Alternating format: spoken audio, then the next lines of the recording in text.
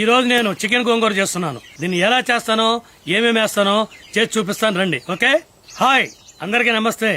ఈ రోజు నేను చికెన్ గోంగూర చేస్తున్నాను. మటన్ గోంగూర ద్వారా చేశానండి. కామెంట్ సెక్షన్ లో చాలా మంది చికెన్ గోంగూర చేయమని చెప్పి అడిగారు. అందుకే ఈ రోజు చికెన్ గోంగూర చేస్తున్నాను. దీన్ని ఎలా చేస్తానో ఏమేమి వేస్తానో చేసి చూపిస్తాను రండి. ఓకే, 1 కేజీ చికెన్ తీసుకున్నానండి. దానికి గాను 4 ఎండుమిరపకాయలు గిల్లి పెట్టుకున్నాను. 3 పెద్ద ఉల్లిపాయలు కోసి పెట్టుకున్నాను. 2 పెద్ద టమాటా, 1 చెంచా అల్లం వెల్లుల్లి పేస్టు, కొంచెం కరివేపాకు, కొంచెం కొత్తిమీర, 10 పచ్చిమిర్చి ఇవన్నీ రెడీ చేసి పెట్టుకున్నాను అనమాట. ఓకే, అలాగే 6 కట్టల గోంగూర తుంపి కడిగి పక్కన పెట్టుకుందాం. సరిపడినంత ఆయిల్ వేసుకుందాం. 5 ఇలాచి, 2 చిన్న చెక్క పలుకులు, 6 లవంగాలు, 2 చిన్న సైజు బిర్యానీ ఆకు ఈ మొత్తం ముందు నూనెలో వేసుకుందాం. వెంటనే ఎండుమిరపకాయలు,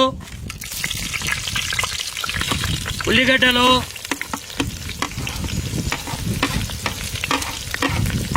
పచ్చిమిర్చి,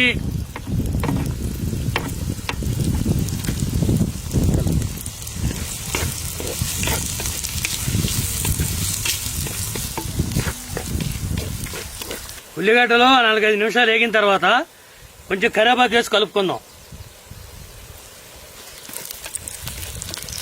ఈ విధంగా ఉల్లిగడ్డల్లో కరివేపాకు కలుపుకోవాలి. చక్కగా వేగి ఫ్లేవర్ పట్టుకుంటుంది. ఈ కరివేపాకు 2-3 నిమిషాలు వేగిన తర్వాత అల్లం పేస్టు, టమాటాలు వేసుకుందాం. అల్లం పేస్టు, వెంటనే టమాటాలు వేసుకుని బాగా కలుపుకుందాం.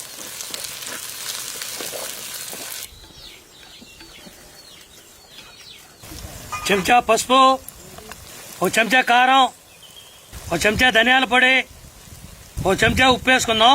చాలా పదిమల తర్వాత అడ్జస్ట్మెంట్ చేసుకుందాం. లాస్ట్లో జీలకర్ర పొడి సగం చెంచా ఇవన్నీ వేసి ఇలా బాగా కలుపుకోవాలి. మనం కారం 1 చెంచా వేసాం కదా, దానికి గాను పచ్చిమిర్చి 10 కాయలు వేసాం. కారం ఇంకెక్కువ కావాలనుకున్న వాళ్ళు ఇంకో చెంచా కారం వేసుకోవచ్చు. లేదంటే ఆ పచ్చిమిర్చి కారం కరెక్ట్గా సరిపోతుంది. ఓకే, ఇదంతా ఒక 3-4 నిమిషాలు బాగా వేగిన తర్వాత మనం ముందుగా కడిగి పెట్టుకున్న గోంగూర మొత్తాన్ని వేసుకుందాం.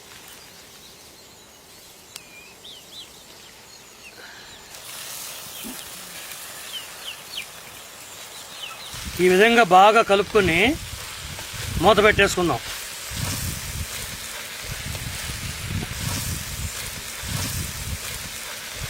ఒక 4-5 నిమిషాలు ఇలాగే మూత పెట్టి ఉంచామనుకోండి, ఆ ఆవిరికి గోంగూర అంతా పేస్ట్ లెక్క అయిపోతుంది అనమాట.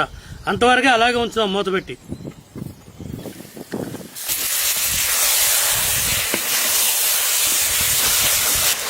ఇంకా కొంచెం మెత్తబడాలండి. మెత్తబడిన తర్వాత చికెన్ వేసుకుందాం. గోంగూర మొత్తం పేస్ట్ అయిపోయింది. ఈ మాత్రం పేస్ట్ అయితే చాలు. ఇప్పుడు మనం కడిగి పెట్టుకున్న చికెన్ వేసేసుకుందాం.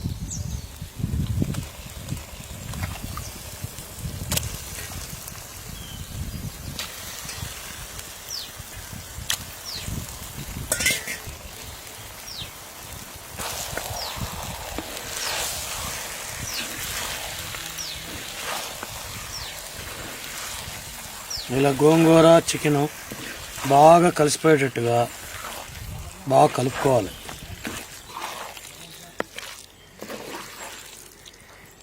రెండు కలుపుకున్నాం కదా బాగా. ఇప్పుడు మూత పెట్టుకుంటాము. ఈ మూత పెట్టుకున్నప్పుడు చికెన్ బాగా ఉడికి అందులో నుంచి నీరు బయటకు వస్తుంది. ఆ నీళ్లతోనే చికెను గోంగూర కలిసి బాగా ఉడికి మెత్తగా అయిపోతాయి అన్నమాట. ఓకే, అంతవరకు మూత పెట్టుకుందాం. Okay, right.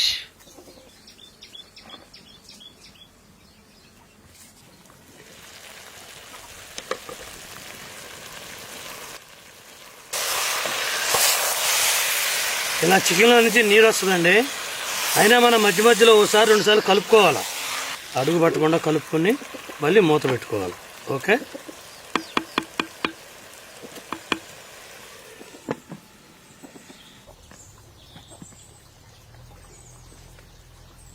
చూసారండి బాగా ఉడుకుతుంది.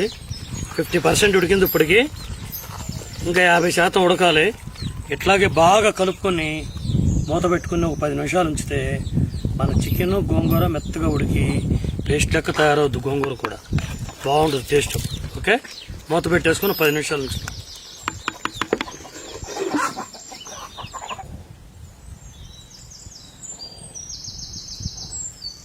అబ్బా ఏం గుమ్మగుమ్మలు ఆడుతుందండి, మంచి స్మెల్ వస్తుంది.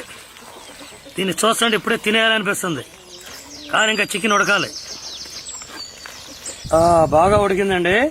మీకు గనక కొంచెం లైట్ గ్రేవీ లెక్క కావాలనుకుంటే ఒక హాఫ్ గ్లాస్ నీళ్ళు పోసుకోండి. నాకైతే మాత్రం ఇలా సరిపోతుంది కరెక్ట్గా. ఇంకొంచెం దగ్గర కావాలంటే మనం ఒక 5 నిమిషాలు ఇంకా దీన్ని ఉడకనియ్యాలా. నాకు మాత్రం కొంచెం ఉడికి దగ్గరగా అయితే కూర చాలా బాగుంటుంది అన్నమాట. ఓకే, ఒక 5 నిమిషాలు మూత పెట్టి అలాగే ఉంచుకుందాం.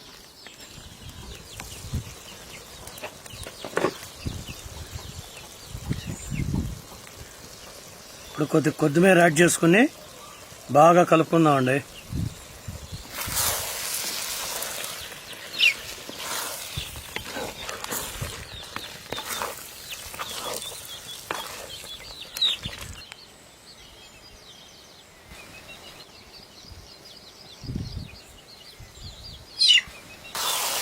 ఇక అయిపోయిందండి మన గోంగూర చికెను. ఇట్లా దగ్గర కావాలన్నమాట. ఇక దింపేసుకోవడమే, దింపి టేస్ట్ చేద్దాం.